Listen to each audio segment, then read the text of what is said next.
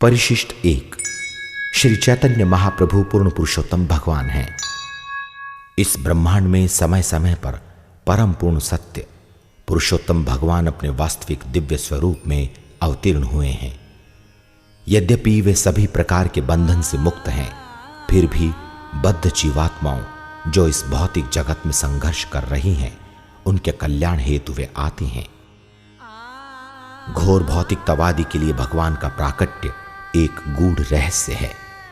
यहां तक कि धार्मिकतावादी, जिन्हें भगवान के संबंध में सीमित जानकारी है, संशय करते हैं कि कैसे परम भगवान स्वयं आ सकते हैं। परंतु परम भगवान जैसा चाहते हैं कर सकते हैं, तथा वैदिक शास्त्रों में वर्णित है कि वे दिव्य लीलाओं द्वारा अपने भक्तों का उद्धार करने हेतु तथा ब्रह्मांड के उत्थान हेतु अवतीर्ण होकर प्रसन्न होते हैं। यद्यपि वे अद्वितीय पुरुष हैं, फिर भी विभिन्न रूपों को अपनाते हैं जो शास्त्रों में वर्णित तथा सभी आचार्यों द्वारा अनुमोदित है।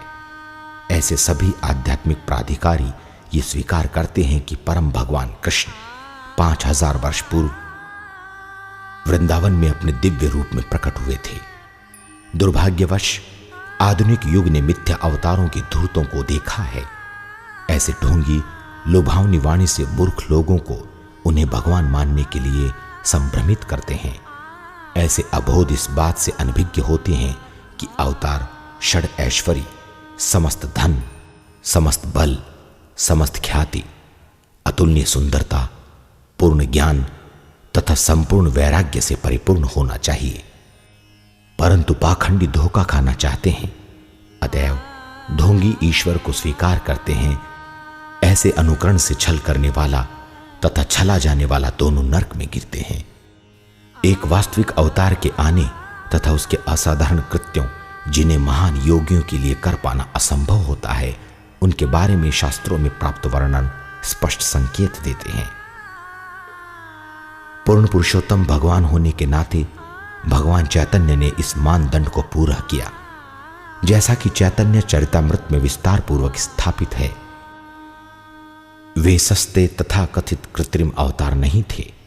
चाहे वे स्वयं कृष्ण हैं, फिर भी वे भक्ति के आनंद का आस्वादन लेने भक्त के रूप में आए तथा अन्यों को सिखाया कैसे उनकी यानी भगवान की आराधना करें। उन्होंने कभी भी स्वयं को परम भगवान के रूप में विज्ञापित नहीं किया, क्योंकि ये उनके भक्त के भाव में विघ्न डाल देता। इसलिए वे छन्न अवतार से जाने जाते हैं। जैसे कि श्रेष्ठ वैदिक साहित्य श्रीमद् भागवतम स्कंद 7 अध्याय 9 श्लोक 38 में भविष्य का कथन है कि परम भगवान कलयुग में छन्न वेश में अवतरित होंगे। छन्नः कलो यद भव सत्रियुगोत सत्वम। कलयुग में कई बार आप छन्न वेश में अवतरित होते हैं, अतः आप त्रियुग के नाम से जाने जाते हैं, वो जो 3 युगों में अवतरित होता है। कई बार विद्वान इस श्लोक की टीका इस प्रकार करते हैं कि भगवान इस जगत में कलयुग में अवतरित नहीं होते, परंतु ये भगवत गीता अध्याय 4 श्लोक 8 में उनकी घोषणा की उपयुक्त हैं।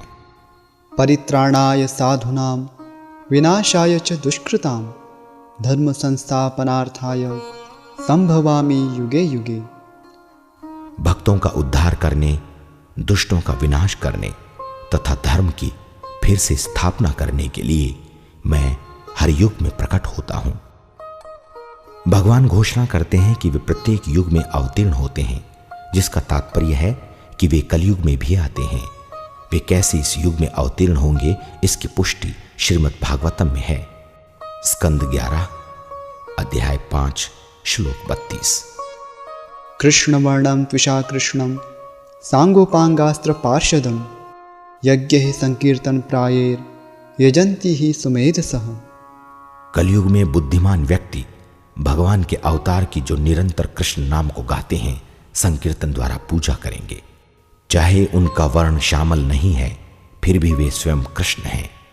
वे अपने सहायकों, सेवकों, शस्त्रों तथा गोपनीय पार्षदों से परिपूर्ण होंगे।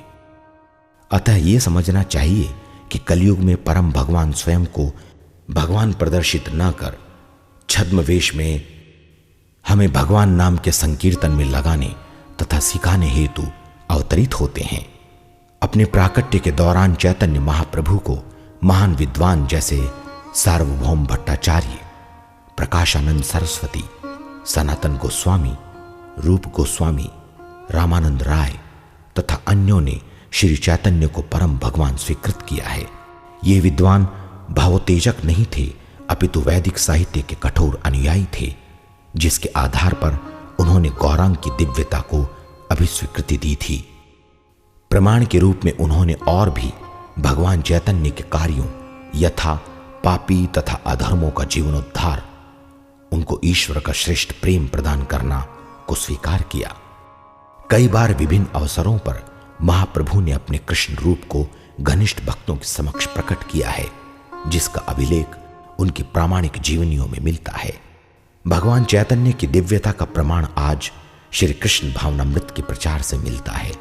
पूरे संसार में हजारों लोग जो पुण्य, वैदिक संस्कृति तथा शास्त्रीय ज्ञान से हीन हैं, जिन्होंने कृष्ण की सेवा में समर्पित होने हेतु पाप कृत्यों को त्याग दिया है, वे इतने पवित्र हो चुके हैं कि वे कृष्ण अर्चा की पूजा तथा श्रीमद् भागवतम की व्याख्या कर रहे हैं। महाअधम व्यक्ति ईश्वर की विशेष कृपा से ही अति प्रबुद्ध बन सकते हैं। कोई भी जो श्री चैतन्य महाप्रभु को पूर्ण पुरुषोत्तम भगवान के रूप में स्वीकार करता है तथा उनके पार्षदों सहित उनके नाम का जप करता है। श्री कृष्ण चैतन्य प्रभु नित्यानंद, श्री अद्वैत गदाधर श्रीवासी गौर भक्त वृंद, हरे कृष्ण कृष्ण कृष्ण हरे हरे, हरे राम राम राम हरे हरे।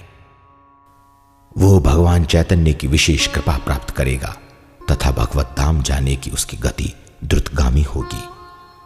भगवान चैतन्य की कृपा प्रत्येक नगर, गांव, घर तथा ब्रह्मांड के हृदय को प्लावित करे। सर्वत्र महावदान्य गौरांग भगवान की जय हो। संसार के लोग उनके दिव्य नाम का जप करें तथा प्रसन्न रहें।